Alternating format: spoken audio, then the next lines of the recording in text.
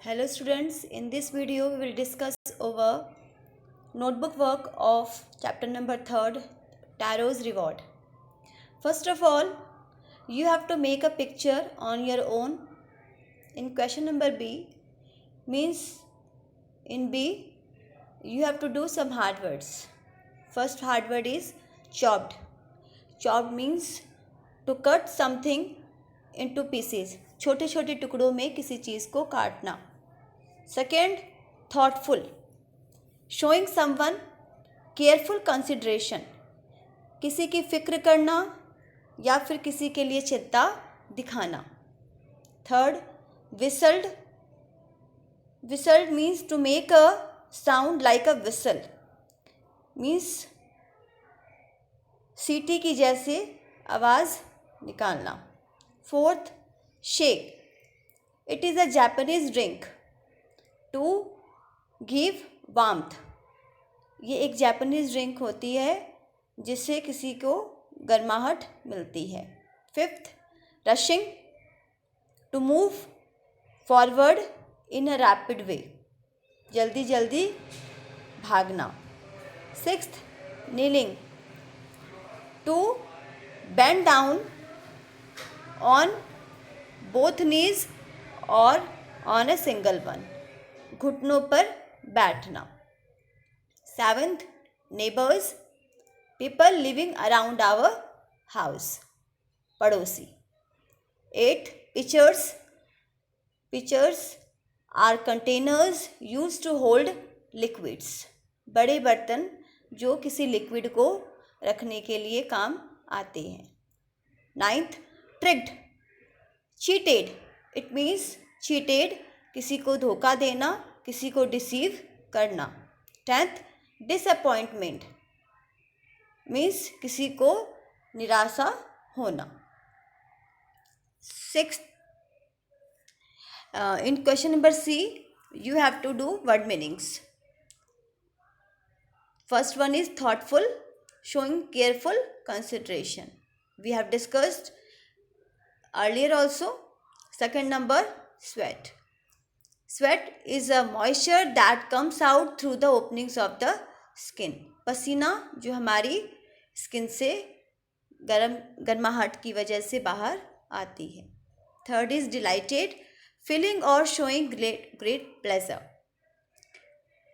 किसी को अपनी खुशी दिखाना या हम महसूस करते हैं. Pitcher, a large container for holding and pouring liquids, we have discuss about it earlier. Knelt, to rest on one or both knees, घुटनों पर बैठना. Question number D is make sentences, in which you have to make sentences with the words given here.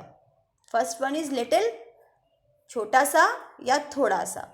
Second cracks, narrow openings through which something can pass, means something like air, water and all. Third expensive, very costly, बहुत महंगा होना. Fourth thirsty, प्यासा होना. Fifth delicious, very tasty, बहुत ही स्वादिष्ट होना. Question number E synonyms, you have to do. Earned, कमाना, and its synonym is received bagged, मतलब किसी चीज़ को रिसीव किया. सेकेंड इज जम्प्ड, कूदना, और इसका सिनोनिम हॉप्ड. थर्ड स्टॉप्ड, किसी चीज़ को रोकना या उसको ब्लॉक करना. फोर्थ क्विकली, जल्दी से. Rapidly, it means the same. Fifth antonyms, first is expensive, बहुत ही महंगा होना. चीप, सस्ता होना. सेकेंड रिमेंबर, किसी चीज़ को याद करना. फॉरगेट, किसी चीज़ को भूल जाना. थर्ड डिलीशियस, बहुत ही टेस्टी होना. इनएडिबल, जिसको खाया नहीं जा सकता हो या बेस्वाद होना. फोर्थ पोलाइटली, बहुत ही विनम्र होना. रूडली, बहुत ही र्यूड वे में बात करना, मतलब बहुत ही बेरुखे तरीके से बात करना। Now let us discuss the question answers. Answer the following questions. Why did Taru run in the direction of the stream? Taru ran in the direction of the stream. For the first time he had such a sound in the forest. Taru stream की direction में इसलिए भागा क्योंकि उसने पहली बार बहते हुए झरने की आवाज़ उस फॉरेस्ट में सुनी थी। And at the same time he was thirsty, और वह सुबह से काम कर रहा था इसलिए वह बहुत ही थर्स्टी भी था। Second question is, how did Taro's father show his happiness after drinking shea? तारो के फादर ने अपनी हैप्पीनेस को कैसे, अपनी खुशी को कैसे दिखाया जब उन्होंने शे को पिया। Taro's father was really delighted to after drinking the shea for the first time in his life.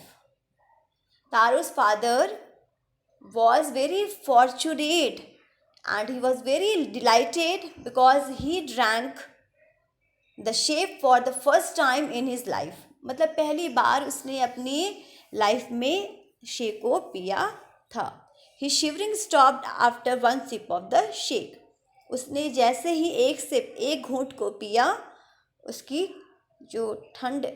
जो ठंड लग रही थी वो बंद हो गई। He showed his happiness by doing a little dance in the middle of the floor, और उसने अपनी हैप्पीनेस को कैसे दिखाया, कैसे शो किया, उसने फ्लोर के मिडल में थोड़ा सा डांस किया। Why did the waterfall give Taro शे and others water?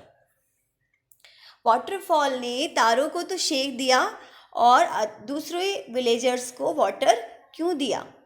The waterfall give Taro sake because Taro was a thoughtful son who honoured and obeyed his parents. Taro को waterfall ने इसलिए शे दिया क्योंकि वो अपने पेरेंट्स की बहुत ही केयर करता था। And he also respected and obeys his parents, वो अपने पेरेंट्स की बात भी मानता था और उनकी रेस्पेक्ट भी करता था। He always and work very hard to give them everything they needed, और तारो बहुत ही हार्ड वर्किंग था, बहुत ही कड़ी मेहनत करता था ताकि वो अपने पेरेंट्स की सारी ड्रीम्स और डिज़ायर्स को पूरी कर सके। It gave others only water because they were greedy, jealous and selfish type of people, और वाटरफॉल ने अदर विलेजर्स को वाटर ही इसलिए दिया क्योंकि वे सारे लोग ग्रीडी थे, बहुत ही लालची थे, जेलस थे, ईर्ष्यालु थे और सेल्फिश स्वार्थी जैसे लोग थे। Why did the villagers want to drown Taru? It is your fourth question. Villagers जो थे वो तारू को उस स्ट्रीम में डुबा क्यों देना चाहते थे? And agreed to get the shake themselves. The villagers reached the waterfall before Taru. जो विलेजर्स थे अपनी ग्रीड को फुलफिल करने के लिए तारों से पहले वाटरफॉल तक पहुंच जाते हैं। But the water tested just plain water, nothing else. लेकिन उन सारे विलेजर्स को वो पानी जो लिक्विड थी वो पानी जैसी लग रही थी, वो शेक को नहीं लग रही थी। सो दे गॉट एंग्री, इसलिए उनको गुस्सा आ रहा था। And thought that he had trick them by telling that stream gives shake, और उनको लगा कि तारों ने उनको चीट किया है, उनको धोखा दिया है ये कहकर कि वाटरफॉल शेक देता है। That's why they wanted to drown Taro, इसीलिए वो तारू को डुबा देना चाहते थे। Now fifth question, why did the emperor reward Taro? Japan के एम्परर ने तारू को रिवॉर्ड क्यों दिया? The emperor heard the story of Taru and his villagers and realized how dedicated son Taru was.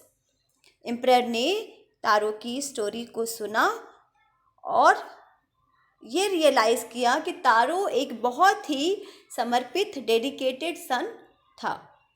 So he rewarded Taro for as he honoured and obeyed his parents, इसीलिए emperor ने Taro को 20 gold coins दिए क्योंकि वो अपने parents की बहुत ही ओबे करता था और रेस्पेक्ट करता था.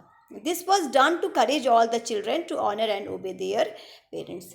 ये एम्परर ने इसलिए किया ताकि बाकी बच्चे भी उसको फॉलो करें और वो भी अपने पेरेंट्स को ऑनर और ओबे करें. This is your notebook. Now in the next video we will discuss about book work